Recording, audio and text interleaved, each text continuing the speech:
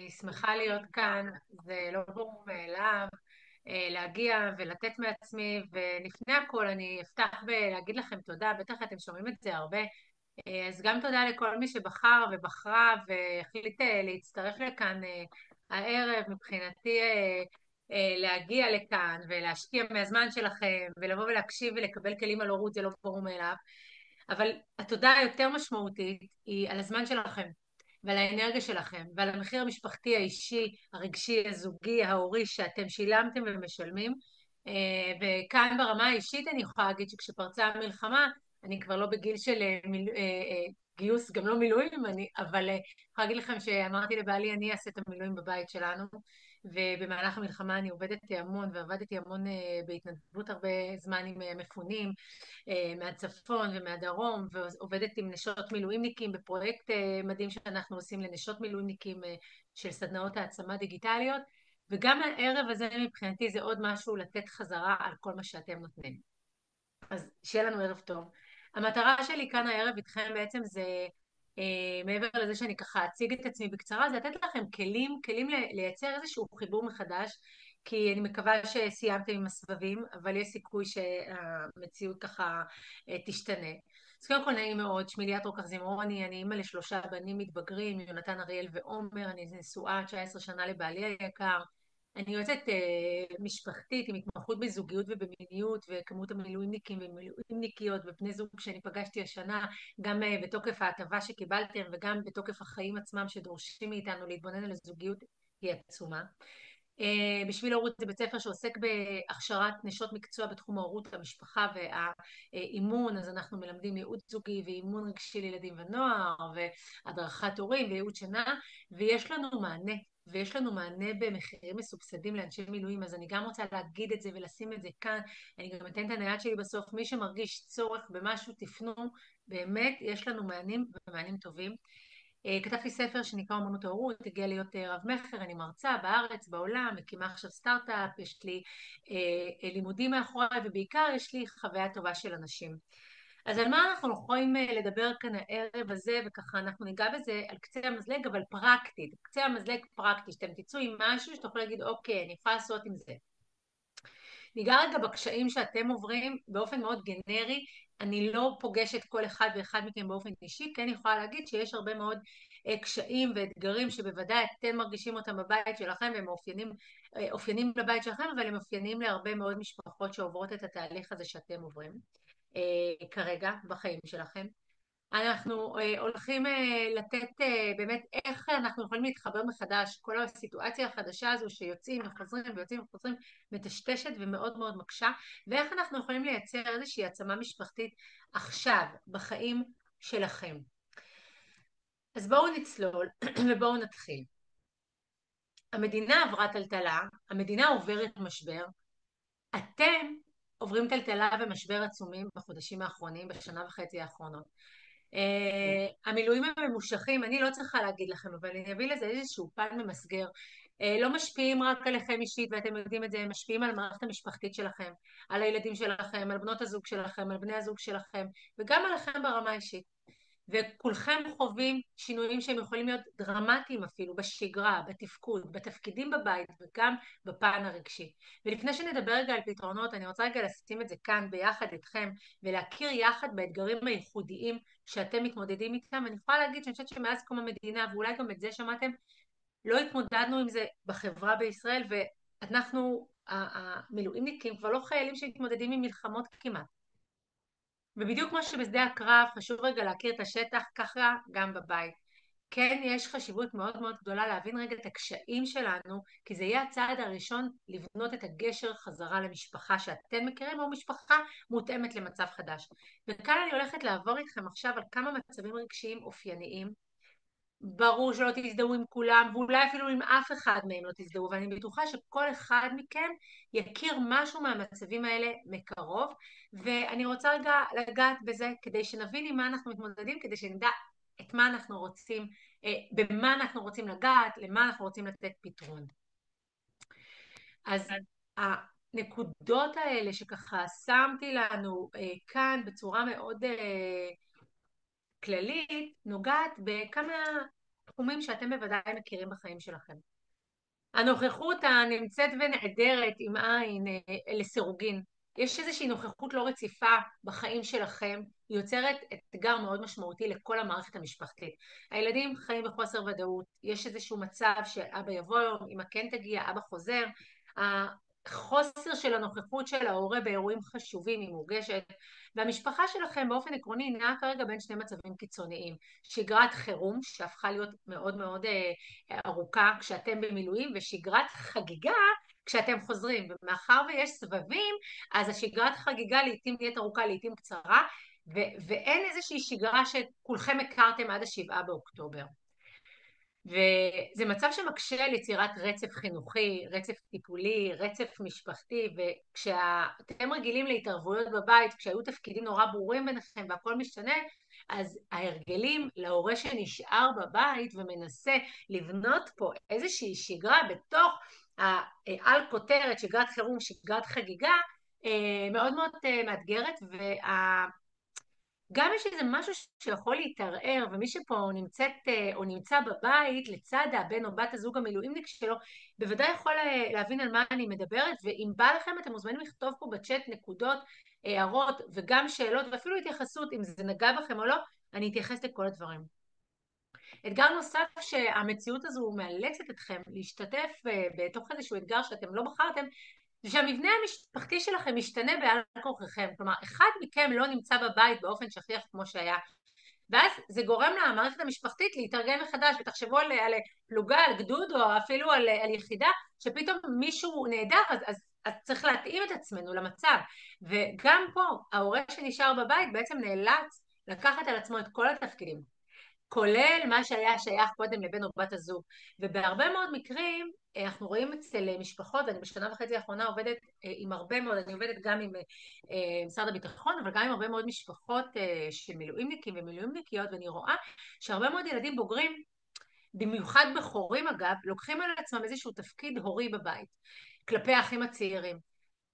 עכשיו התופעה הזו בספרות או במקצועי או במשפחתי נקראת הורה קטן או ילד הורי, והיא נוצרת, אפילו יכולים לראות שנוצרת איזושהי קואליציה בין ההורה שנשאר הטבעי, אמא או אבא, לבין האח הגדול שלקח על עצמו תפקיד הורי, ובמקום הזה שזה מדהים ואפשר להיעזר בו ואפשר להתמך וזה מוריד עומס, נוצרים דפוסים של תקשורת חדשים, וזה ממש יכול להיווצר איזה קשר מיוחד או אחר או חדש בין האחות או האח הבכור לאמא או לאבא, למי שנשאר, וגם בין האחים לבין עצמם. וזה גם תמונה מאוד יפה, יש המון המון יתרונות, כמה שזה אולי קשה לראות את זה, יש המון יתרונות בכל הדבר הזה שקרה, כי המשפחה למדה על עצמה והתחסנה, קיבלה איזשהו חוסן אחר.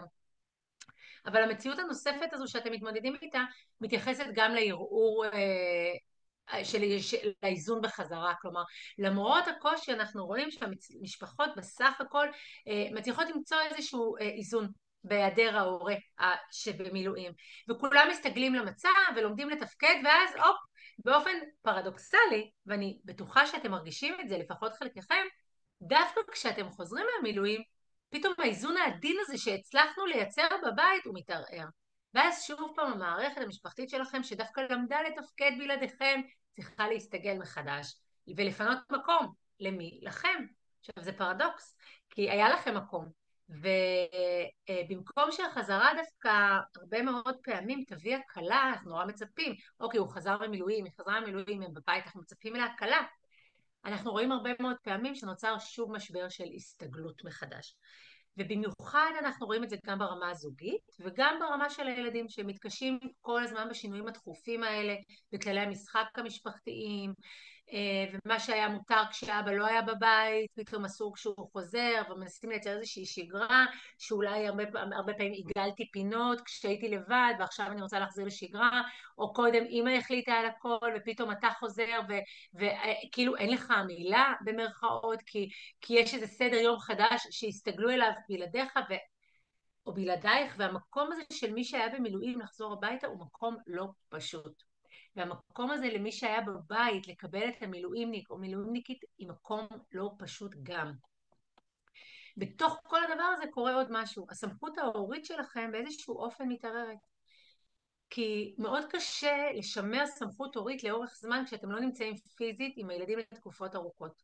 ואז הם יכולים להגיד לעצמם, מה פתאום אבא קובע לי כללים? כאילו, מה זה הדבר הזה? למה הוא מחליט עליי? כי כשהעורך חוזר, זה פתאום יכול לצוף אצל הילדים, גם אם בדיבור וגם אם בהתנהגות. ומצד שני, אנחנו יכולים לראות שאצל העורך חוזר הביתה, בעצמך או בעצמך, יש לכם קושי. כאילו פתאום לא נוח לכם להציב גבולות, כי אתם אומרים לעצמכם, וואו, הם התגעגעו אליי כל כך, אני התגעגעתי אליהם כל כך, אני אכעס עליו עכשיו? אני אשים לה גבולות עכשיו? אני אגיד לה לא? אני אכריח אותה? אני אתעקש איתה להיכנס למיטה? והמצב הזה יוצר דינמיקה שבה מי שנשאר בבית הרבה מאוד פעמים, אני רוצה להגיד את זה פה, ואני רוצה לבקש מכם, יש פה למטה אייקון, תרימו יד מי שמזדהה, מזדהה, בדבר הבא שאני הולכת להגיד, שנוצר מצב של מעין דינמיקה שבה מי שנשאר בבית הפך להיות גם המתקשה, גם המסתגל, גם לוקח על עצמו את רוב התפקידים, וגם הפך להיות ההורה, במרכאות כפולות ומכופלות, ההורה הרע. כאילו זה שמציב גבולות, זאת שאומרת שהיא לא מסכימה, הנה כבר, זה מדהים, כבר הידיים מונפות פה, וזה לא בכדי, ותודה, כי המקום הזה הוא גם לא נוח למי שנשאר בבית, אני עכשיו הפכתי להיות הרעה, או אני הפכתי להיות עכשיו המקבילה, ומי שחזר מהמילואים הופך להיות המפנק, והקליל, והחגיגה, והפארטי טיים. ואני רוצה להגיד לכם משהו על חוכמה של בני אדם ועל החוכמה של הילדים שלכם. הילדים שלנו מזהים, הילדים שלנו רואים, הילדים שלנו מזהים פרצות וחוגגים, קופצים על זה כמו טרמפולינה, כמו איזה גלידה טעימה, מלקקים את זה. והם לומדים במהרה, ממש ב-no time, לתמרן בין המקום הזה ביניכם, להרגיש מה קורה ולנצל את המצב הזה, ולא כי הם רעים, ולא כי הם מניפולטיביים, ולא כי יש להם איזושהי אג'נדה שלילית, ממש לא. כי הם בני אדם והם ילדים, וזה נורא טבעי שהם מזהים משהו שיכול לקדם ולשרת את האינטרס שלהם, הם יקפצו עליו בעשר ידיים, כי זה מה שהם רוצים ברגע נתון, לישון מאוחר, זה מה שהם רוצים ברגע נתון, עוד חטיף, זה מה שהם רוצים ברגע נתון, שיהיה בלגן ושיגועים וכיף, ולא ללכת לישון או ללמוד למבחן, זה נורא פשוט, והם עושים את זה לא כי יש להם כוונת זדון, או רוצים לפגוע, או רוצים להרגיז, או הם רוצים לייאש אותך, או לגרום לך למרוט את השערות, לא, פשוט כי זה מה שהם זיהו. אני רוצה לקחת אתכם לעוד זווית, תזכרו, אנחנו עדיין בקריאת השטח. הזווית הנוספת נוגעת בעצם בילדים. ובמצב הרגשי שלהם. וגם פה אני מבקשת מהנדיבות ונדיבים ביניכם שירימו ידיים כשביקשתי, אז גם פה אתם מוזמנים להרים ידיים בצ'אט שיש לכם פה למטה, raise hand, או לכתוב, להעלות איזה אייקון או whatever, אם אתם מזדהים עם הדברים האלה. ואפילו אני רוצה רגע לפני זה, כדי שיהיה לנו איזשהו מדד פה, מי שמוכן להיות מספיק ככה כנה עם עצמו, ולפתוח את הצ'אט, רק את הצ'אט, ולכתוב לי, אם נוכחות לסירוגין זה 1, שינויים במבנה משפחתי 2, ערעור האיזון בחזרה 3, בסמכות הורית מעורערת 4, 1, 2, 3 או 4, מה אתם מרגישים אצלכם בבית הכי בולט? תכתבו לי רגע בצ'אט, כי זה מאוד מאוד חשוב לי, גם אני אדע ככה לכוון את הכלים להתמודדות בהתאם לכתיבה שלכם, אז אני רואה שאתם מתחילים לכתוב בצ'אט ותודה. 1 זה נוכחות, 2 שינויים, 3 ערעור, 4 סמכות הורית, ותודה שאתם כותבים, אני מתחילה לראות 1, 4, 4, 2, 3, 3, אוקיי, כל כך מהכל, תודה על הכנות, מעריכה, אני יכולה לתאר לעצמי, אני מרגישה את הכל, אוקיי, מעולה, יופי. תמשיכו לכתוב, זה חשוב לי, אבל זה גם חשוב לכם, שרגע נראה איפה אנחנו נמצאים במפה. תזכרו, אנחנו קוראים את השטח רגע, איפה אנחנו נמצאים על המפה. ואתם ממשיכים לכתוב לי, ותודה על זה, ואני לא אגיד לכם איזה מספר מנצח, כי אין באמת מספר מנצח, בסופו של דבר זה בבית שלנו, אבל 1 ו-4, 1 ו-4, 3, יש לנו בבית אבא בלגן, מישהי כותבת לי פה בפרטי, בהרבה מאוד בתים יש אבא בלגן, וגם אבא אני לא מקנאה בו באבא בלגן, זה לא תמיד רק כיף. אז עכשיו אנחנו נעבור רגע למצב הרגשי של הילדים, וכבר מראש אני רוצה שנסו לדייק אצלכם מה קורה אצלכם בבית. אז קודם כל המקום הזה של הבלבול והאמביוולנטיות אצל הילדים, כשבלבול זה 1, בסדר? אנחנו הולכים באותו סדר.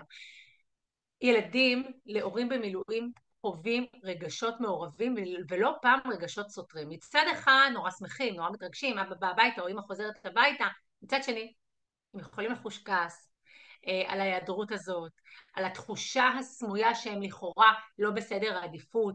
הבלבול הזה עבור ילדים מאוד מאוד לא פשוט. הוא יוצא בחוסר יכולת לבסות את הרגשות שלהם החוצה, ואז זה יכול לצאת באשמה שלהם, על זה שהם כועסים עליכם, ואז זה יכול לצאת בחוסר הקשבה ובהתנהגות מרדנית ובהתנהגות נמנעת או בהתנהגות שותקת יחסית. זה יכול לצאת בכל כך הרבה וריאציות, ובאמת פה אתם יודעים כל אחד בבית שלו איך זה בא לידי ביטוי, ואנחנו ניתן להם כלים איך לגשר באופן גנרי על המקומות האלה.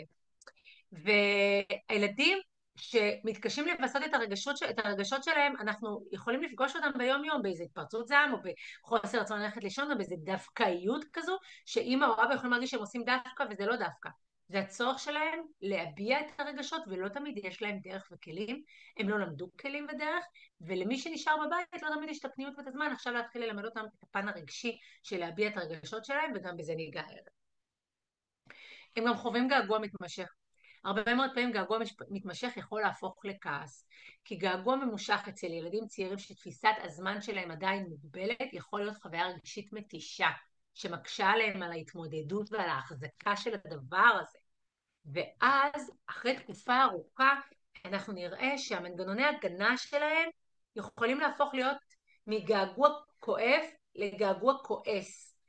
רגש שקל יותר להתמודד איתו, עם כעס יותר קל להתמודד, הוא מופנה החוצה, הוא מופנה או כלפי ההורה שחוזר, בהקשר של למה עזבת אותי ולמה הלכת ולמה לא באת ואיפה היית, או, והרבה מאוד פעמים אני שומעת את זה בדיווחים אצלנו בקליניקות, אצל הצוות מדריכות שלנו שעובדות עם הרבה מאוד הורים, או עם אמהות ונשים ועם אבות של מילואימניקים, ואנחנו רואים את המקום הזה שהרבה מאוד פעמים הכעס של הילדים יוצא אל ההורה שנשאר, כי הוא פה, הוא לא הולך. ואז ההורה שנשאר גם מתמודד, גם עם קשיים, גם עם ריבוי תפקידים, גם התמודדות רגשית של מי שנשאר בבית לבד, וגם להכיל את הכעס של הילדים, לא עליהם בכלל הם כועסים על ההורה האחר, וזה מאוד מאוד מאתגר, והדברים האלה, ופה אני מביאה את הכובע של היועצת זוגית שלי, מביא ויוצר הרבה מאוד מתחים וגם כעסים ביניכם. ואני הולכת לפתוח סוגריים, אז שיח פה היום, ההדרכה היא על הורות, ואני חייבת לשים את זה פה. הזוגיות שלכם דורשת רגע איזושהי התבוננות.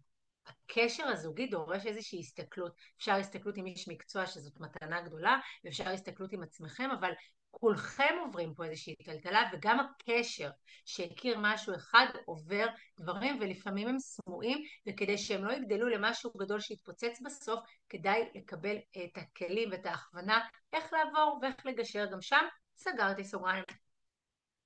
עוד סוגיה רגשית שילדים מתמודדים איתה היא חרדת נטישה.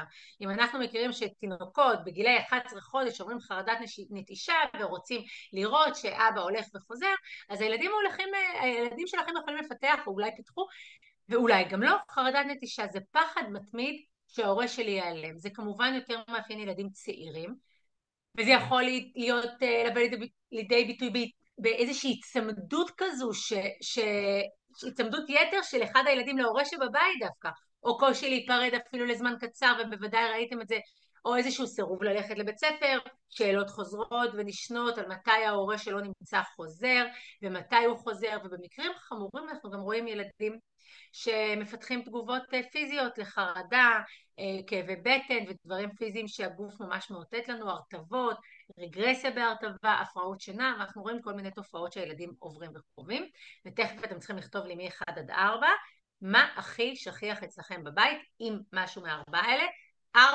4 זה הביטוי המצוקה בהתנהגות. וגם פה באופן פרדוקסלי, דווקא כשההורה חוזר הביתה, דווקא כשאתה חוזר מהמילואים, דווקא כשאת באת הביתה מהמילואים, שם מפגינים התנהגויות מאתגרות, ואז ההורה נשאר יכול להגיד לעצמו, יא אללה, כבר היה יותר טוב שהוא במילואים, כאילו היה לי יותר שקט, היה לי יותר רגוע, הצלחתי להתמודד, פתאום הילדים עושים איזה מופע חדש, וזה קורה, כדי שתבינו, כי ברגע שיש נוכחות של ההורה שחוזר, הם פתאום מרגישים בטוח יותר, חברים. הם מרגישים בטוח לשחרר קיטור, לשחרר רגשות שהדחיקו, להביא איזושהי התנהגויות שיכולות להביא גם התפרצויות זעם, רגרסיה התפתחותית, אנחנו רואים את זה, זה גם משהו שמאופיין עם חזרות כאילו להתנהגויות של ילדים קטנים, שאתם תגידו לעצמכם, מה, הוא בן 3? כאילו, מה זה ההתנהגויות האלה?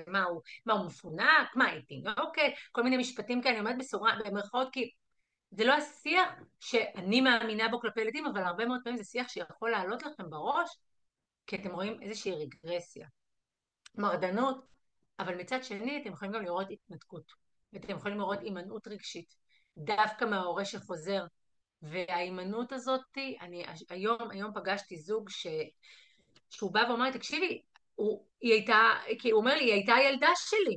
אני עשיתי 4 סבבים, אני סיימתי 4 סבבים, אני לא יודע מי זאת הילדה, היא הייתה הילדה שלי. הוא אומר לי, בבית שלנו, אני ידעתי שהיא הבת שלי. ואמרתי לו, למה אתה מתכוון? הוא אומר לי, אני תמיד אבא, ואבא לוקח, ואבא מחזיר, והיא הולכת עם החברות, אבא. הוא אומר לי, היא לא רוצה אותי, וזה כואב, וזה קשה, ואני רוצה לתרגם לכם את זה, אם מישהו מכם חווה את זה. זה לא שהיא לא רוצה אותך, מרוב שהיא רוצה אותך, היא מפחדת שתלך לשוב, היא מפחדת להיפגע כי הפרידה הייתה לה קשה, אז היא שמה על עצמה מנגנוני הגנה להתמודד עם הפרידה הבאה, והיא נמנעת כרגע מקרבה. אז רגע, יש בזה אפילו משהו בריא, כן? כן, יש בזה משהו בריא, מנגנוני ההגנה שלה עובדים באופן תקין, זה נכון? שאנחנו רוצים לעבוד על זה, אבל אני כן רוצה לשים את זה פה, חשוב לי, שוב, לפני שנגיע לשלב השני של ההרצאה, שהוא פתרונות ודרכי עבודה, חשוב לי לתרגם לכולנו פה את המצב. אז אני פותחת את הצ'אט כי יש לי פה מלא הודעות ונורא מעניין אותי לדעת מה כתבתם. אז כתבתם 3, 3 ו-4, 3, 4 אצלי בוודאות. אני מרגישה את 3 בבית. הייתי מעדיפה שילך לשנה ולא הלוך וחזור, אני כל כך יכולה להבין, חלקכם כותבים לי בפרטי וזה בסדר גמור, דרך אגב, אתם לא חייבים לכתוב בצ'אט הכללי, יש צ'אט כללי ואתם יכולים לכתוב לי גם בפרטי באישי אליי, ליאת רוקח זמרוני, ואני קוראת, אבל כן, חשוב לי מאוד לקרוא אתכם וחשוב לכם לקרוא אתכם. אז נגענו בעצם בקריאת המפה, ונגענו במצב הרגשי של הילדים, ובואו נסתכל גם עלינו. בואו נסתכל רגע על המצב הרגשי שלנו, ההורים. והמקום הזה הוא מאוד מאוד משמעותי. קודם כל יש שם אשמה, ויש שם תחושת תסכול, ואין אשמה אמיתית, אבל יש תחושת אשמה. כי הורים שבמילואים חווים לעתים קרובות אשמה כבדה על היעדרותם מהבית, ואני רוצה להגיד את זה עוד פעם, ואני עומדת מאחורי המילים שלי, ואם את אישה שבעלך במילואים, ואם אתה גבר שאשתך הייתה במילואים, אני רוצה להגיד לכם משהו, גם אלה שיצאו מהבית, הם חווים אשמה, הם חווים קושי בהיעדרות מהבית, ואל תטעו, גם אם הם נהנו אפילו מהמילואים, וגם אם הרגישו סיפוק, וגם אם אמרו, אני הולך גם לסבב עשירי, כי אני לא יכול לוותר, כי זו תחושת שליחות, זה לא אומר שום דבר על מה שהם חווים כלפי הבית, כי הם מרגישים שהם מפספסים רגעים חשובים בחיים של הילדים שלהם, והם מרגישים שהם משאירים את בני או בנות הזוג שלהם לבד עם כל העומס, והתחושה הזו היא לא תחושה פשוטה. ובמקביל אני אומרת לך, איש המילואים, או לך אשת המילואים, למי שנשאר בבית, לבני או בנות הזוג שלכם, הם חווים תסכול, הן חוות תסכול אמיתי, יומיומי, מהצורך להתמודד לבד עם האתגרים. גם מהתחושה שאין לי זכות להתלונן. הבן זוג שלי בחזית, אני יכולה להתלונן, אני יכולה להגיד משהו. וכאן יש לנו מצב ששני ההורים עלולים להרגיש תקועים באיזשהו מעגל אשמה הדדית ותסכול שהרבה מאוד פעמים קשה לנטרל אותו כי אנחנו אפילו לא מודעים לו. אנחנו לא עוצרים רגע להתבונן על זה. הערב עשיתי הרצאה לנשות מילואים, אמרתי לכם שאני לוקחת חלק באיזו יוזמה שנותנת מענים דיגיטליים, הרצאות, קורסים התפתחות אישית לנשות מילואים, נכנס בעלה הביתה, הוא כבר לא במילואים, הוא סיים סבב שלישי, והוא איחר, והוא צעק ברקע, תסגרי את הדלת, תיכנסי לזום, אל תפריעי לעצמך. היא מספרת, היא אומרת, הוא כל כך עף על זה שאני עושה עכשיו משהו בשביל עצמי, היא אומרת, זה ממש קיצוני, הוא כאילו ממש משנה את הכל כדי שאני אכנס לזום ואלמד ואענה ואעשה התפתחות אישית ואעבור איזשהו תהליך רגשי. היא אומרת, זה ממש מוזר, לא כי הוא לא איש טוב, היא אומרת לי, זה מוזר כי הוא כל כך קיצוני לגבי זה. ותרגמתי לה את זה, באופן, שוב, אני לא מכירה אותו אישית, אבל התרגום של זה, זה לא, הוא אוהב אותך ואת חשובה לו, והוא רוצה בטובתך בוודאות. המקום הזה של אני יכול להחזיר לך על מה שאת אפשרת לי, הוא מקום מאוד מאוד משמעותי. אבל התסכול והכאב והקושי לא מדוברים, או לא מעובדים עם עין, או לא הלכנו ודיברנו או טיפלנו או נגענו או אפילו עם עצמנו, זה יכול לייצר איזשהו לופ. הרגשות הנוספים, עייפות ושחיקה. אז הראשון, אתם תכף תצביעו שוב ברגליים וגם בידיים, אז אחד, אנחנו נתחיל לספור את זה שוב מימין לשמאל, אז אשמה ותסכול זה אחד, והשני זה העייפות והשחיקה. עייפות פיזית, נפשית, זה מנת חלקם של שני הורים של שניכם, אבל לכל אחד מכם יש את זה ממקור אחר. ההורה שבמילואים או שהיה במילואים חובה עייפות מהמתח המבצעי, מתנאי שטח, מהדריכות מתמדת, מהמחשבה על ההורה שבבית. ההורה שבבית מתמודד עם שחיקה מהצורך להיות הכל עבור כולם, גם אמא, גם אבא, גם מפרנסת, גם מטפלת, גם מחנכת, גם מנחמת, גם עונה לטלפונים, גם מרגיעה את עצמי, והעייפות של שני הצדדים מאוד מקשה על היכולת להיות קשובים, להיות סובלניים, להיות נוכחות רגשית, להיות בנוכחות רגשית. וזה עובר, זה עובר לילדים שלכם, בדיוק כשהמשפחה שלכם זקוקה לזה הכי הרבה, שמה אתם מתקשים הכי הרבה. ואני רוצה להגיד לכם שזה טבעי, ואתם אנושיים, וזה בסדר. עצם זה שהגיעו לפה כמות כזו גדולה של הורים, זה מדהים בעיניי. זה מרגש בעיניי, זה לא ברור מאליו, אפשר היה לברוח לאיזה תוכנית שיש באיזה ערוץ. תחושת הזרות והניתוק, יכול מאוד להיות שאתם מכירים אותה ופוגשים אותה, כי אחרי תקופה ארוכה של היעדרות, מי שחוזר עלול לחוש בזר בבית שלו, והמשפחה מתרגלת לתפקד בלעדיו, ופיתחו שפה, דחקות, צחוקים, טקסים משל עצמם, הוא מרגיש מעין אורח כזה, במקום שבו הוא אמור להרגיש שייך, וזו לא תחושה נעימה, אוקיי? וזה יכול להתבטא בקושי להתחבר רגשית, באיזשהו ריחוק, או לעתים דווקא באיזשהו ניסיון מוגזם, של השתלטות, או להיות כאילו, לנסות לקחת מחדש את המרחב הביתי שלי ולהרגיש שייך. הקושי הרביעי מדבר על מעבר בין העולמות, שהוא בעצם נוגע ממעבר חד מאוד, ומי שהיה במילואים פה, או מי שעושה מילואים פה, יכול להעיד הרבה יותר ממני. אינטנסיביות של המלחמה, והתחושת מגויסות לבין השגרה הביתית יוצר דיסוננס מאוד מאוד גדול. בחזית זה ברור, יש מטרה, יש משימה, יש אחוות לוחמים, ערכים של הקרבה, של נחישות, של משימתיות. בבית הדברים מורכבים יותר. קונפליקטים עדינים, רגישים, הרגשות מעורבים, נדרשת רגישות הרבה יותר גבוהה במקום החלטיות לפעמים. ומילואימניקים רבים שאני פוגשת מתארים קושי להחליף את הכובעים. בעצם בין שני העולמות האלה לעתים לוקח ימים ולפעמים לוקח גם חודשים להסתגל מחדש לחיים האזרחיים והמשפחתיים. אז מ-1 עד 4, חברות וחברים, ולא מעט אנשים פה, תכתבו בבקשה, או בצ'אט הכללי, או בצ'אט הפרטי, מה שבא לכם, איפה אתם? איפה אצלכם בבית, במצב הרגשי שלכם, בין אשמה ותסכול, עייפות ושחיקה זה 2, תחושת זרות וניתוק 3, וקושי יהיה 4. תתחילו לכתוב לי, אנחנו תכף ממשיכים. 1 ו-3, 2, 1, 3, 4, 4, 3, 1, 2, אני מתה על היצירתיות שלכם, תודה, גם תודה על שיתוף הפעולה שלכם. ממש חזק אצלנו, 1, 2 ו-3, חזק אצלנו, 4, כולם אצלי. וואו, אצלי 1, אצל בעלי המילואימניק 4. ליאת, אני כותבת לך באופן אישי, ברור, אני לא אגיד את השם, לא לדאוג. אצלנו הכל, האם זה פתיר? אז כן, זה פתיר. אני רוצה, תודה שאת שואלת את זה ככה, כי את שואלת שאלה שהרבה מרגישים ולא שואלים, זה פתיר? זה דורש עבודה.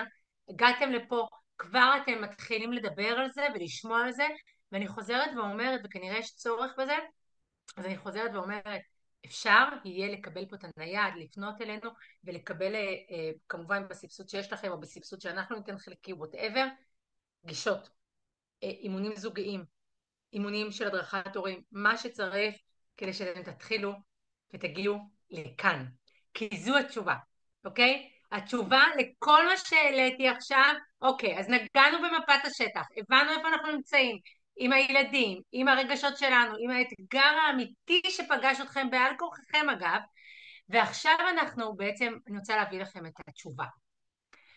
קודם כל חיבור לעצמנו, חבר'ה, חיזוק של קול פנימי, חיזוק של המודעות לצרכים שלנו כהורים שחוזרים ממילואים. רגע, חיבור לסמכות, אבל מסוג אחר של סמכות. אנחנו נצטרך לעבוד בבית על סמכות שמבוססת שותפות, שותפות עם בת הזוג שלכם, על דיאלוג פתוח עם הילדים, פחות על פקודות, פחות על הוראות. זה אחד הדברים שעולים בקליניקה אצלי ובקליניקה שלנו בצוות הדרכה, המקום הזה של רגע, מה זה פקודות? מה זה אני אמרתי אז תעשה? כלומר, מה זה הדבר הזה? זה לא שיח שהיה קודם. חיבור מחדש למשפחה השלמה, למצוא מקום לכל אחד במערכת המשפחתית, וכולם צריכים את זה. חיבור למציאות משתנה וחיבור גם למיומנויות הוריות שהן מותאמות לצרכים מיוחדים של הילדים שלנו בזמן נתון. וכאן אני רוצה לדבר על המקום הזה. כל מה שמופיע כאן על השקף זה המרכיבים העיקריים של חוסן. והחיבור שאנחנו מחפשים כאן נותן מענה לכל אחד מהמרכיבים האלה, לשייכות, לגמישות, לשליטה, לאופטימיות, למסוגלות, להגשמה, להקשבה פנימית וליציבות וביטחון. תסתכלו עליהם רגע. עכשיו, קחו נשימה. תבדקו לפחות שניים שאתם הייתם רוצים לתת להם מענה. אנחנו לא נצליח לתת מענה להכל. אני יכולה לדבר פה הרבה ואני אדבר, אבל בסופו של דבר כשאנחנו עושים איזשהו שינוי, לוקחים משהו לתשומת ליבנו, אי אפשר לתפוס את הכל. תבחרו לעצמכם רגע אחד או שניים שלהם אתם רוצים לתת מענה. אתם יכולים לכתוב אותם בצ'אט, אתם יכולים לכתוב אותם על דף, אתם יכולים לכתוב לבת הזוג או לבן הזוג שלכם, אבל אני רוצה שיהיה לכם רגע איזה משהו נוכח, אני רוצה לתת מענה לזה. ועכשיו אנחנו עוברים רגע ללמוד, להבין ולגעת במודל החיבור, שזה מודל שפיתחנו בבשביל ההורות, שהוא עובד בעצם, הוא נוגע גם בחוסן וגם בהעצמה וביכולת לתת את החידוש הזה, את הבית המתחדש הזה. אני רואה שאתם כותבים לי בצ'אט, תכף אני אתייחס לזה, אתם יכולים להמשיך לכתוב ככה את הדברים שבחרתם לעצמכם. אני רוצה להכיר לכם את המודל הזה. הוא מבוסס בעצם על שיטת בשביל ההורות. שיטת בשביל ההורות היא מבוססת על ערכים מסוימים, על 4 ערכים של כבוד, סמכות, הכלה והקשבה. היא מגיעה מעולם הפסיכולוגיה החיובית שמתמקדת בטוב, שחוקרת את הכן, את היש, את ההגשמה של האדם.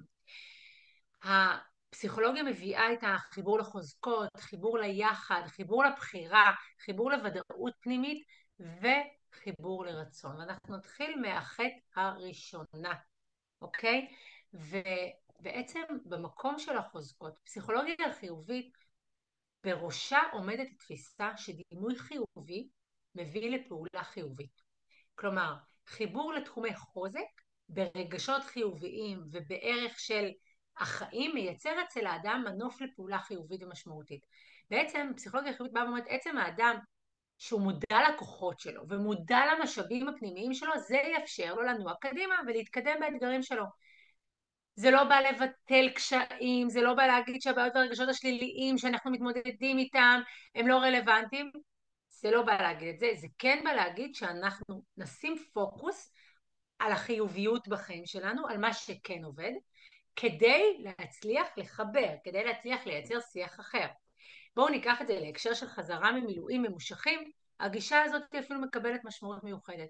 כי דווקא בתקופה של טלטלה רגשית ושינויים בתוך המערך המשפחתי, ולא שינויים מבחירה, החיבור לחוזקות שצמחו במהלך התקופה הזו יכול להוות עוגן משמעותי. למשל, השירות במילואים פיתח אגב בשני הצדדים, גם אצל מי שהיה במילואים וגם מי שנשאר בבית. יכולת של עמידה בלחץ, יכולת של אלתור, יכולת של הסתגלות מהירה, יכולת של להתמודד עם מצבים קיצוניים. במקביל, בני המשפחה בבית פיתחו עצמאות אחרת, גמישות שונה ויכולת להתמודד ולהתארגן. קודם תעצרו ותזהו את החוזקות האלה בבית שלכם, אצל המשפחה שלכם. הזיהוי הזה יהיה בסיס לבניית הגשר חזרה לחיי משפחה מטיבים עבורכם.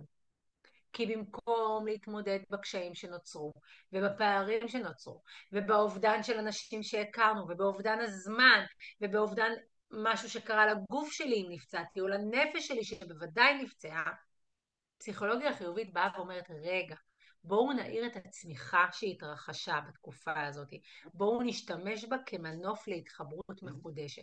ואני רוצה לבקש מכם עכשיו, לכתוב לעצמכם בצד, אנחנו לא נספיק לעשות את זה, אנחנו המון אנשים פה ויש לנו תוכן לעבור, אני רוצה לבקש מכם לכתוב לעצמכם 3 דברים שאת מזהה באיש שלך שיצא למילואים, שוואו, איזה יכולת, איזה מיומנות זה פיתח אצלו, ו3 מיומנויות שאת מזהה אצלך, ואתה אותו דבר, 3 מיומנויות שאתה מזהה אצלך שפיתחת בתקופה הזאת, ו3 מיומנויות שאתה מזהה אצל אשתך שהיא פיתחה בתקופה הזאת, ולהפך מי שהיא במילואים, אתה יודע, אותו דבר, אוקיי?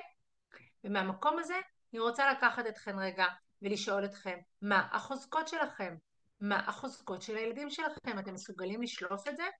אבל אם לא, אל תדאגו, אני אעזור לכם. מרטין סליגמן, שהוא אבי הפסיכולוגיה החיובית, הוא מיפה, עשה תהליך מחקרי מטורף, ארוך שנים, והוא בעצם מיפה את החוזקות האנושיות שלנו. הוא הגיע לרשימה של 24 חוזקות עיקריות. לפי הפסיכולוגיה החיובית, במקום להתמקד בחולשות ולנסות לשפר אותן, עדיף להתמקד בחוזקות ולחזק את החוזקות מתוך אמונה שככל שאני אחזק את החוזקות, אני אהיה, תזכרו מה אמרנו בהתחלה, בחשיבה חיובית ובתחושה חיובית כלפי עצמי, בתחושת מסוגלות עצמית גבוהה כתוצאה מזה, ואז גם מקומות שאני חלשה בהם, או שהילד שלי פחות טוב בהם, גם הם יתחזקו. אז קחו רגע עכשיו על השקף הזה, תתמקדו בו ותסתכלו רגע על רשימת החוזקות, בלי לחשוב יותר מדי, בלי לעשות עבודת עומק ומחקר. תמצאו חוזקה שמאפיינת אתכם, תמצאו חוזקה שמאפיינת את בת הזוג שלכם, תמצאו רגע חוזקה אחת בולטת אצל כל אחד מהילדים שלכם ותכתבו אותם רגע. תכתבו אותם לעצמכם, רוצים לשתף בצ'אט? אדרבה, מה טוב, ככל שתהיו פעילים יותר, אתם יודעים, אתם יכולים להיות פה בהרצאה ולהקשיב, להישאר עד הסוף, בתקווה, ולצאת מפה, וזהו, וזה יכול להתפייד, זה קורה. אבל אתם יכולים גם לצאת מפה ולקחת דבר אחד או שניים, ומה שיאפשר לכם לקחת, זה הפעילות שלכם, זה הלקיחת חלק ongoing בתוך התהליך הזה שאנחנו עוברים עכשיו, בתוך ההרצאה, זה יהפוך אתכם יותר מחויבים. וכן, לא תמיד אתם תעבדו מתוך החוזקות שלכם, אבל עצם זה שכבר תתרגלו משהו, זה יעשה לכם שינוי בבית. ואנחנו נמשיך. אז אם הצלחתם למצוא, מי שהצליח למצוא יכול לכתוב לי שהוא הצליח, ומי שלא אז תכתבו לעצמכם, אפילו, רגע, מישהי פה מבקש אתה רוצה לצלם את המסך בבקשה, תצלמו את המסך, כי תוכלו לעשות איזה המשך עבודה אחר כך, למרות שההרצאה הזו עולה ומוקלטת, תוכלו לצלם לכם את המסך ולראות מה מבין הדברים בו קיימים אצלכם, אצל הילדים שלכם, אצל בנות ובני הזוג שלכם. אז אנחנו ממשיכים. בעצם אני רוצה שתדעו שלכל אחד מאיתנו יש תחום אחד שהיכולת שלו היא גבוהה מהממוצע, ומי שכותב לי תעוזה, מנהיגות, אחריות, מסוגלות עצמית, אופטימיות, מעולה. התחום הזה שאתם חזקים בו, חשוב לזהות אותו, לטפח אותו ולפתח את הפוטנציאל, כי הוא טמון בו. אז בואו רגע נבין איך אנחנו מתקדמים במודל המחבר שלנו. סב חכם אחד סיפר לנכד שלו, שבתוך כל אדם קיים מאבק מתמיד בין שני זאבים. זאב אחד זועף, קנאי, תוקפני, פוגע, מתוסכל, מרגיש תמיד נחות, תמיד מרחם על עצמו, תמיד לקחו לו, אכלו לו ושתו לו. הזאב השני, טוב לב, שמח, אופטימי, נוח לבריות כזה, אוהב לתת, אוהב לעזור, תמיד בנתינה. הנכד חשב על הדברים של סבא שלו, ואז הוא שאל אותו, סבא, אז מי בעצם המנצח? סבא שלו ענה לו, הזאב שאתה מאכיל. ומהמקום הזה, התפקיד שלנו כהורים, דווקא לחזק את החוזקות של הילדים שלנו. תשאלו אותי, אוקיי, ליאת, nice to have, אבל איך אני מחזקת את החוזקות? איך אני יכולה לראות אותם גם כשהן לא בולטות ממש? ועכשיו אני הולכת לתת לכם כלים ודוגמאות פרקטיות מחיי היומיום שלכם, שבהם תוכלו לזהות תכונות של ילדים, שאולי אפילו תכונות שאתם הייתם מחשיבים כמאתגרות. אני רוצה להראות לכם את החוזקה שמסתתרת. אתם מוכנים? אני רוצה לדעת, אתם מוכנים? אז יאללה, בואו תראו שנייה. ילד שאנחנו נקרא לו במרכאות כזה ילד נודניק, אוקיי? שהוא כל הזמן שואל שאלות, הוא כל היום חוקר, אם אומרים לו לצחצח שיניים, אז למה לצחצח שיניים? ואם מסבירים לו שזה מסביר את הרובד של החיידקים בשיניים, הוא שואל מה זה חיידקים? ולמה זה מזיק לשיניים? כשאתם מסבירים לו, הוא מוצא כל הזמן עוד שאלות לשאול. וזה רק בבוקר, עוד לפני שהוא בכלל צחצח את השיניים.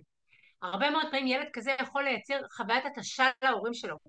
אבל האמת שמאחורי זה, זה שהילד הזה הוא גם סקרן. סקרנות והתעניינות בעולם זו חוזקה ששייכת ללמידה ולחוכמה. רוב הממציאים הגדולים הם סקרנים, כאלה ששואלים שאלות על כל דבר, סקרנות מעידה על אינטליגנציה גבוהה ועל יכולת חשיבה יצירתית.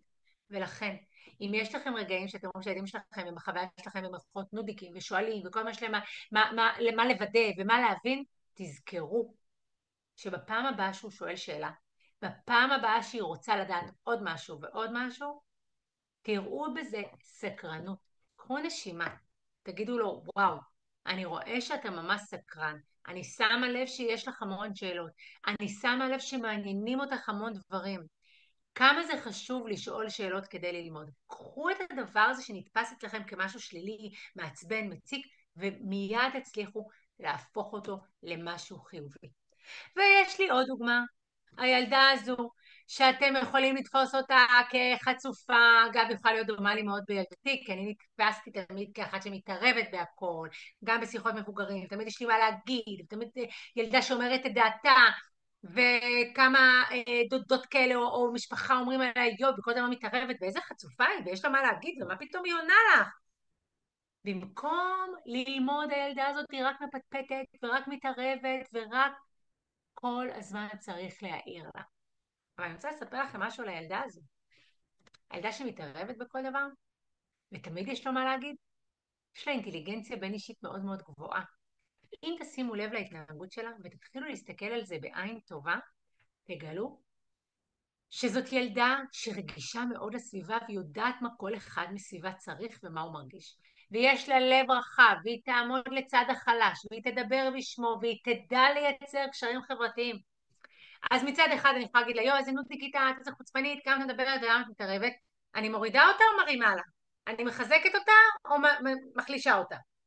אבל אם אני אגיד לה, וואו, את נחושה, את, יש לך תשומת לב לפרטים, את רואה כל אחד מה חשוב לו, כמה חשוב לך להיות בקשר, כמה חשוב לך להביע דעתך, כמה חשוב לך להקשיב ושיקשיבו לך.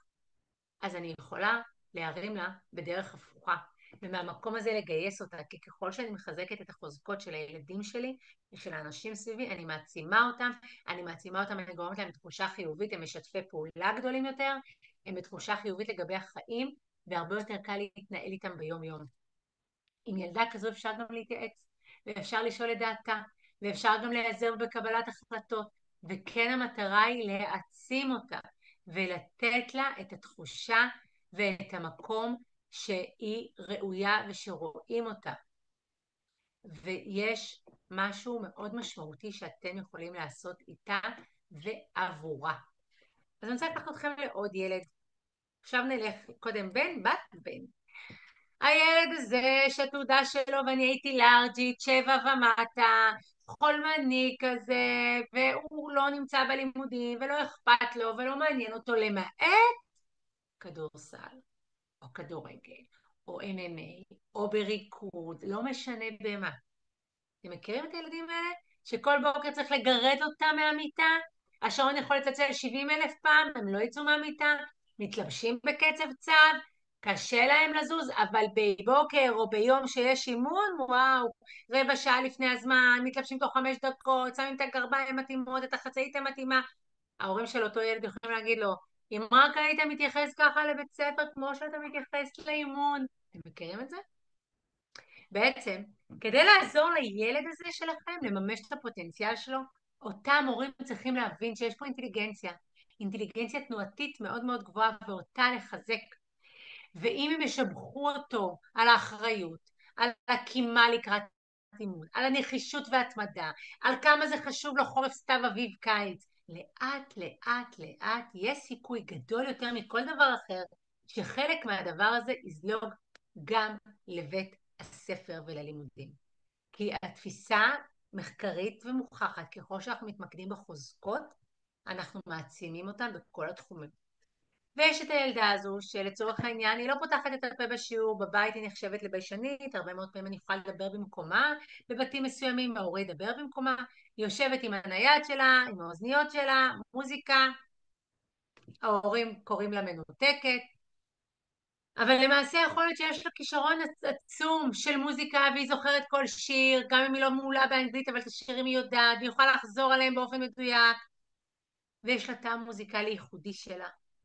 אבל אם אנחנו נאפשר לה לראות את זה, אנחנו נרים אותה ולא נוריד אותה. ואם אנחנו לא נרד עליה כמנותקת, כלא נמצאת, כתקועה כל היום במוזיקה, אנחנו יכולים לראות את המקום הזה ולאפשר לה להתמקד בחוזקה של עצמה. בתוך המקום הזה, היא לא תתבייש לפתוח כל כך את הפה. ובשביל לעשות את זה צריך לפתח תקשורת חיובית, ולהתעניין בשירים שלה, ולאפשר לה להשמיע אותם גם באוטו, ולאפשר לה ללמוד לנגן אם זה אפשרי, וגם אם היא לא משקיעה בלימודים, הכל בסדר. כדאי לחכות. ההצלחה והביטחון שהיא תצבור ימשיכו ויחלחלו לעוד תחומים בחיים שלה. אז איך חיבור לחוזקות יכול לעזור לכם עכשיו, איפה שאתם נמצאים ביום יום שלכם? כתבתי לכם את זה כאן, תחושת מסוגלות עצמית גדלה ככל שילד מחובר לחוזקות שלו, ככל שאדם יהיה מחובר למה הוא טוב, תחושת המסוגלות העצמית גדולה. כשתחושת המסוגלות העצמית גדלה, התחושת ערך שלי גדלה, ואז היכולת שלי גדלה, וההגשמה שלי והאופטימיות שלי, ואנשים אופטימיים הם אנשים שמוכנים לקחת חלק ולפעול ולעזור. היחד מייצר סינרגיה של חוזקות. כשכל אחד מבני המשפחה יביא את החוזקות שלו, יהיה איזשהו יחד משפחתי ותיווצר סינרגיה חדשה, שהסינרגיה הזאת של כוח שגדול מסך חלקיו.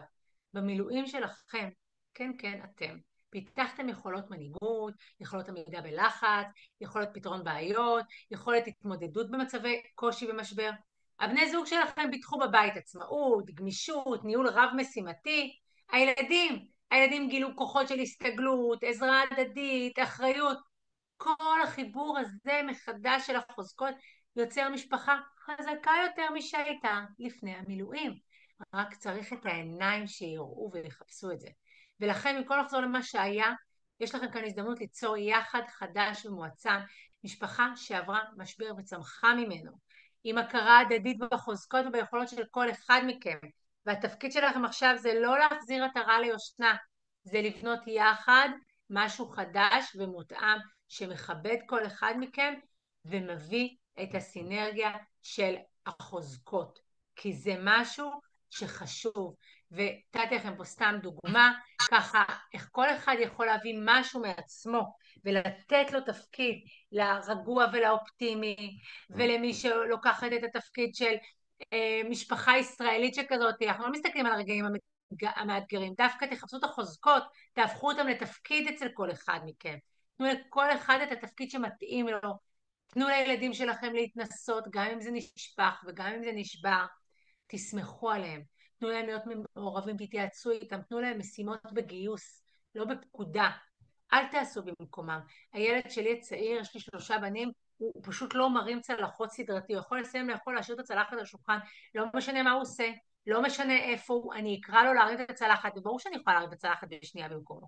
איזה שאלה, אני לא יכולה לפנות בשבילו? בוודאי שכן, אבל הוא ילמד. עכשיו תגידו לי, השיטה לא עובדת, כי את קוראת לו וקוראת לו, הוא לא נכון, אבל אני רוצה להגיד לכם שיש שיפור. היום הוא הרים את הצלחת לבד, זה לא בדיוק, הוא הלך לחדר, אמרתי לו, עומר, אמר לי, אני באה לעשות את הצלחת. כאילו נהייתה לו התניה. המקום הזה של לתת להם לעשות את הדברים ולא לעשות במקומם הוא מקום חשוב. יש לנו כוחות שאנחנו יכולים לתת לילדים שלנו. ואנחנו יכולים לקחת חזרה את המושכות בבית שלנו ולנהל ולהוביל את הבית הזה.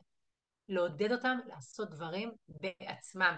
גם אם זה לא יפה, טוב, נקי, מיוחד כמו שאתם תעשו, תאפשרו להם. אז איך חיבור ליחד יעזור לכם עכשיו? הוא יגדיל את תחושת השייכות של כולם במשפחה. לצורך העניין אפשר להחליט שביום שישי עושים ביחד אוכל, אפשר להחליט שפעמיים בשבוע עושים ארוחת ערב משפחתית וכל אחד עושה משהו, אפשר להחליט שכל אחד עושה משהו פעם בשבוע. לתת תחושה של ביטחון, של מסוגלות, של שייכות ויציבות, אלה הדברים שיעזרו לכם ביחד. בואו נדבר על הבית. בואו נדבר על הבית של הבחירה. התקופה הזו שהמשפחה שלכם עוברת, אתם בטוח חוויתם גם תחושת אובדן שליטה.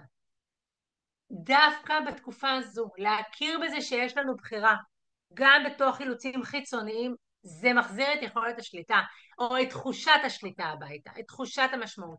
נכון, אתם לא יכולים לבחור חלקכם אם להתייצב למילואים או לא, אבל אתם יכולים לבחור איך לחזור למשפחה, באיזה גישה, באיזה מיקוד ואיזה מסר להעביר בבית.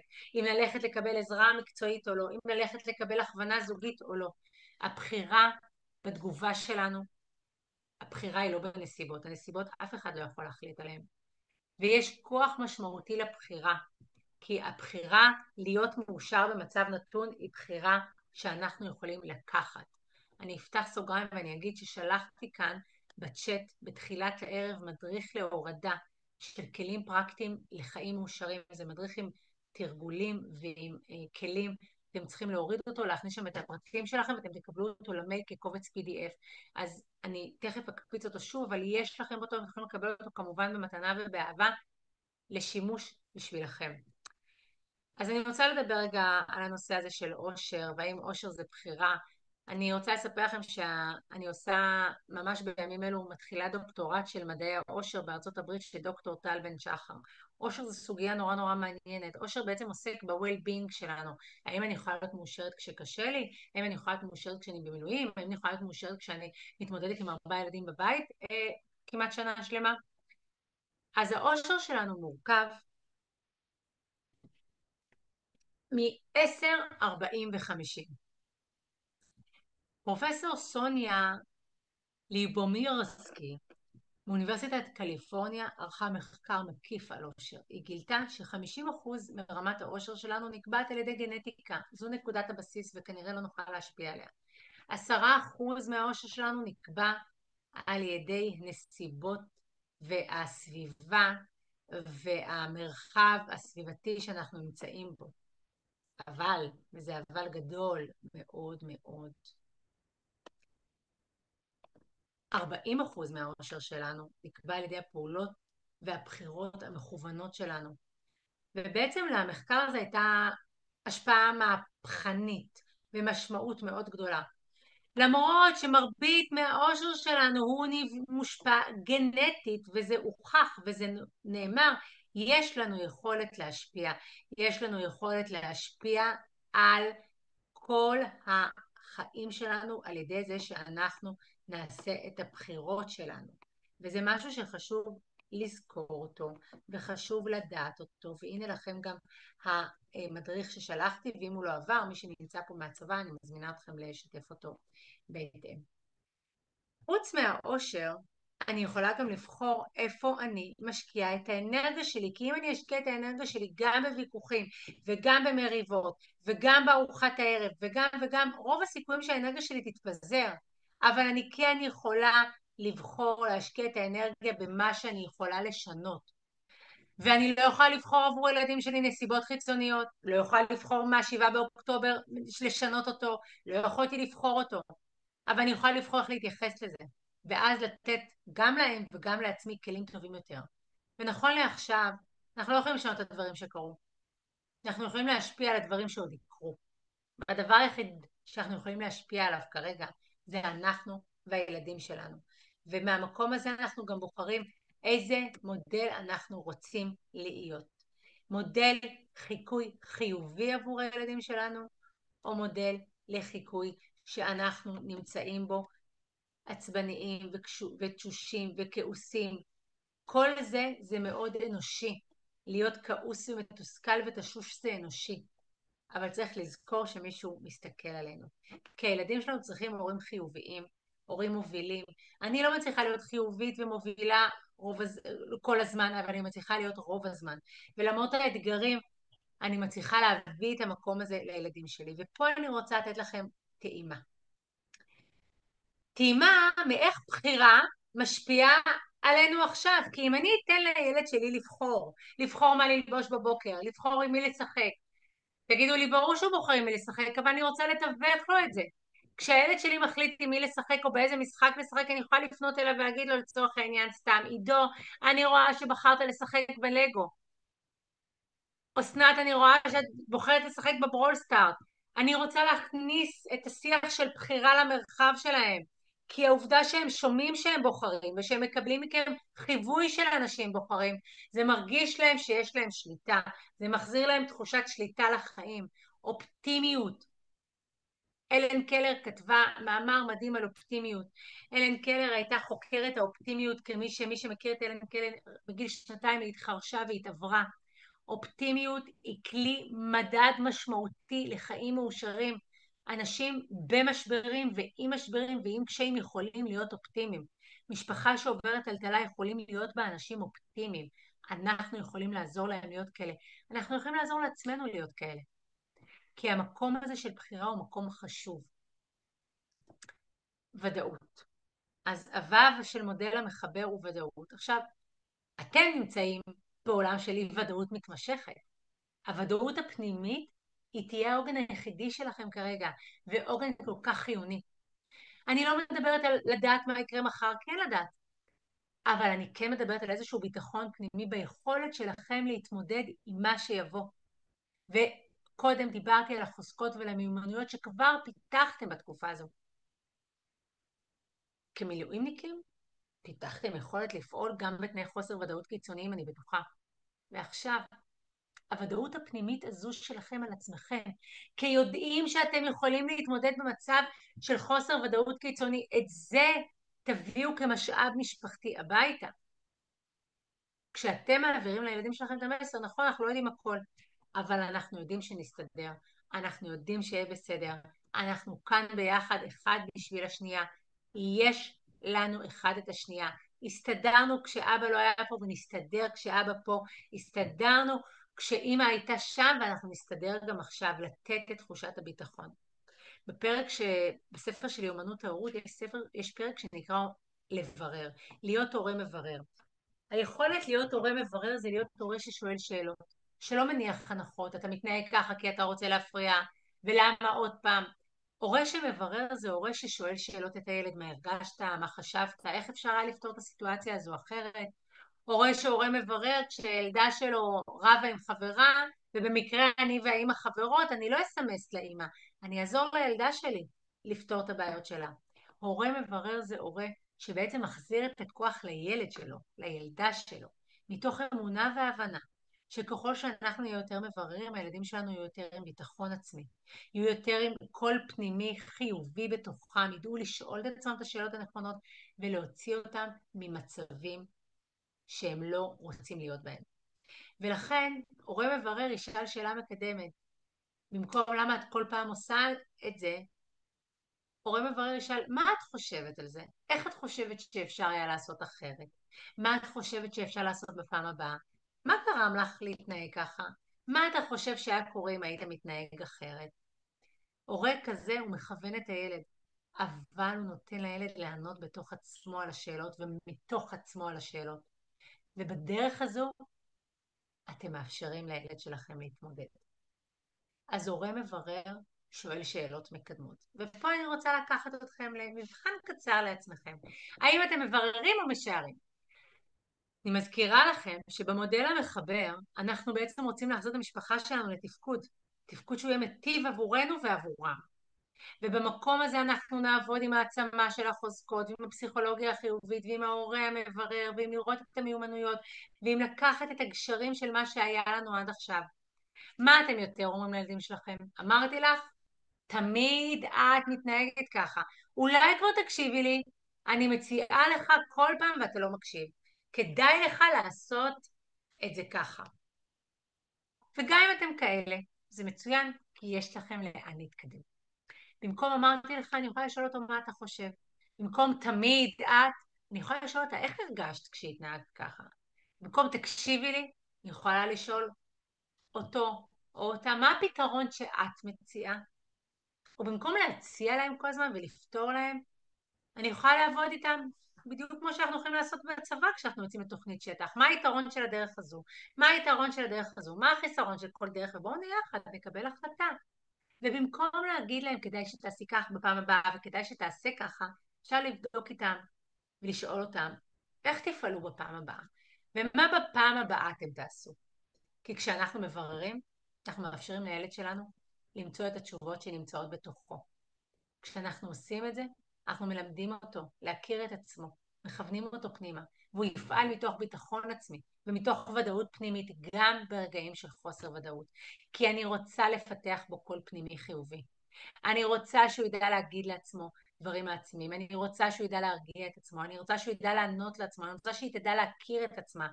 אתם כהורים יכולים לאפשר להם ללמוד את המיומנות הזו עבור עצמם ועל עצמם. וחיבור לוודאות פנימית זה בדיוק מה שכולנו צריכים עכשיו.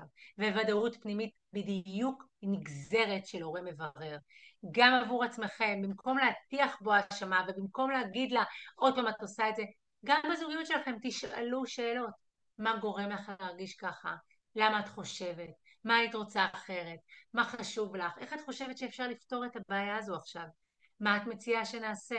המברר הוא ממש מציל חיים, הוא מייצר תקשורת טובה יותר, והוא מאפשר הקשבה לעצמנו, תחושה של שליטה בחיים שלנו, וביטחון ויציבות.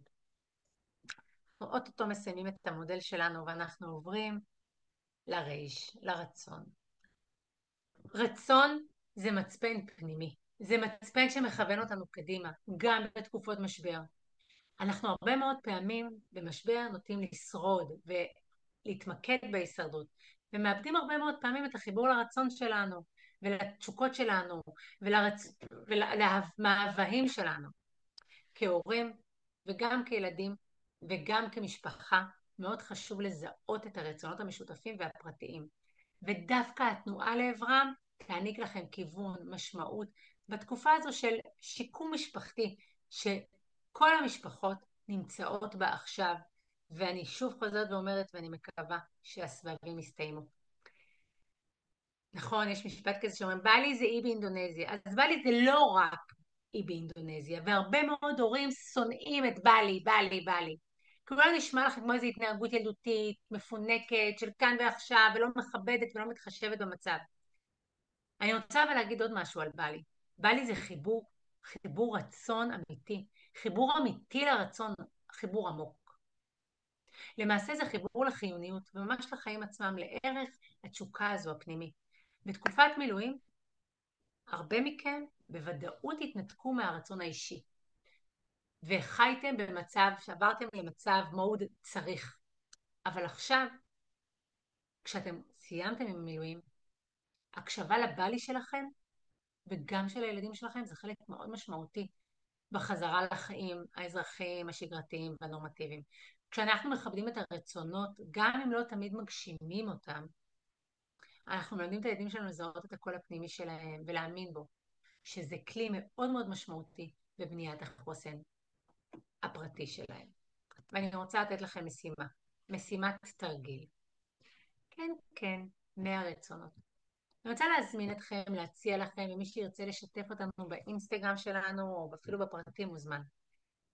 ליצור לעצמכם רשימה של 100 דברים שאתם רוצים. תעשו רשימה כזו אפילו עם הילדים והמשפחה. תגידו להם שאנחנו עושים רשימה של 100 דברים, וצריך לסיים אותה תוך חודש ימים. וכל אחד עושה רשימה לעצמו, וגם עושים רשימה משפחתית. זה לא פשוט להגיע ל100 רצונות.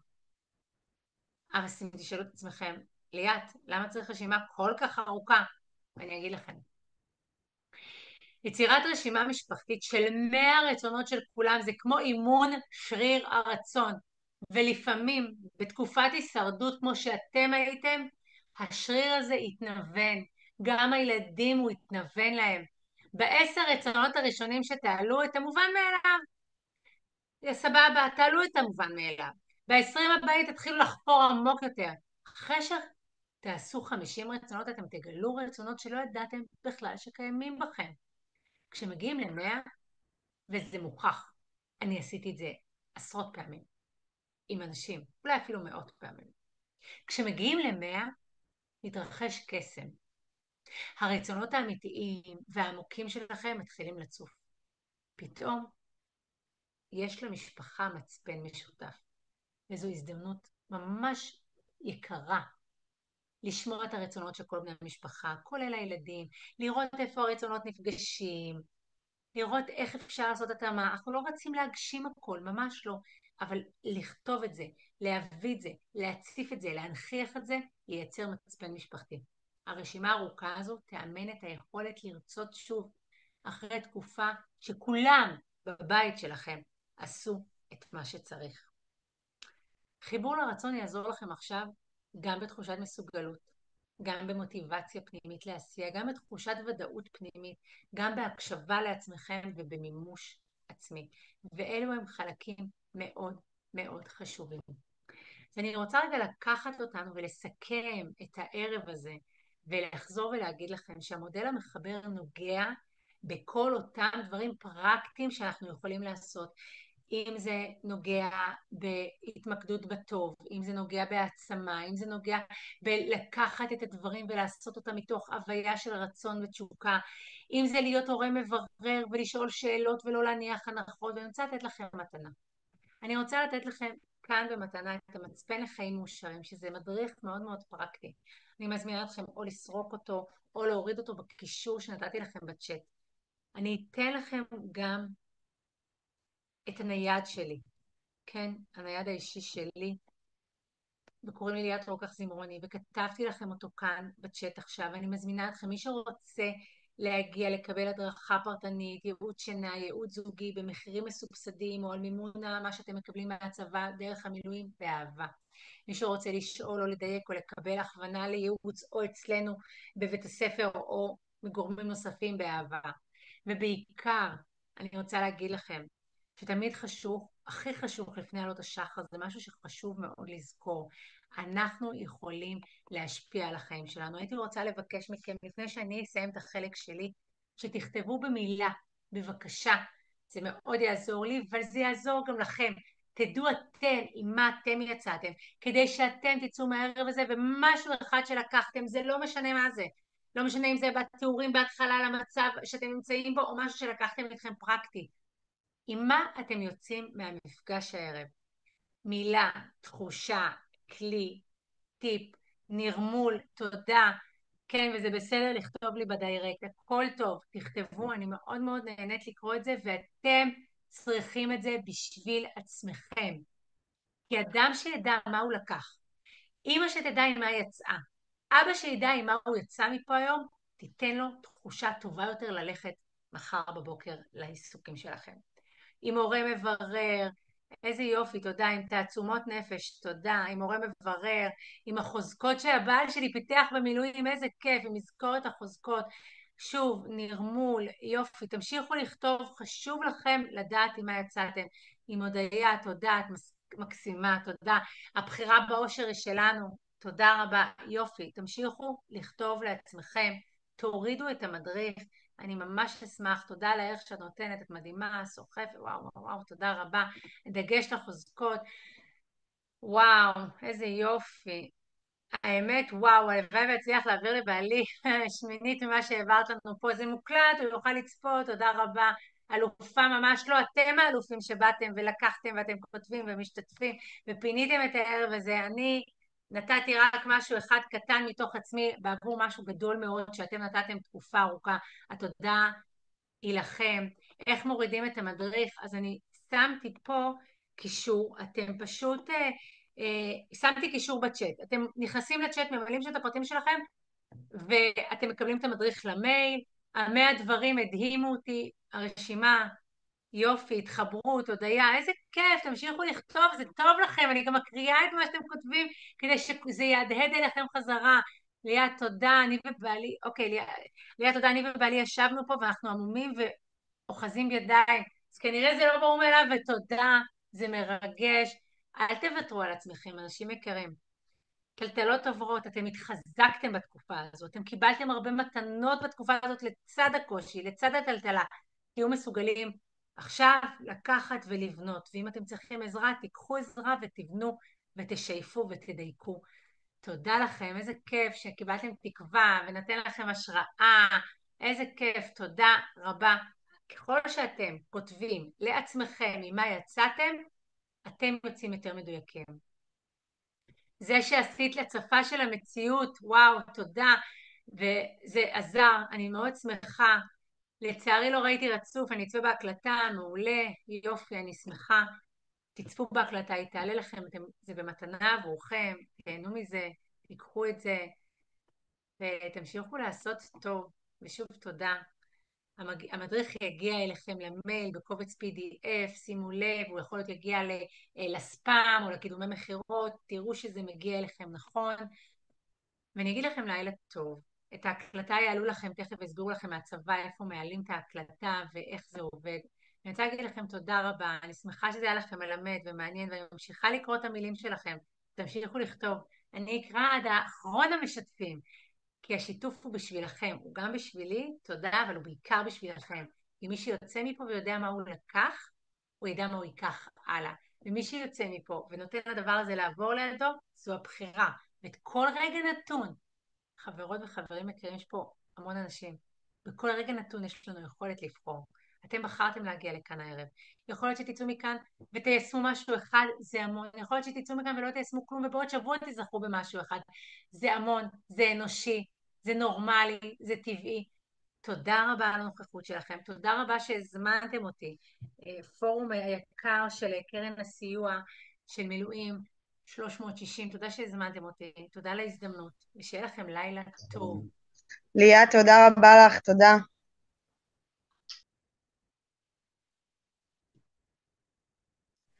ליאת, תודה רבה, ערב טוב לכולם. תודה רבה. תודה לכם.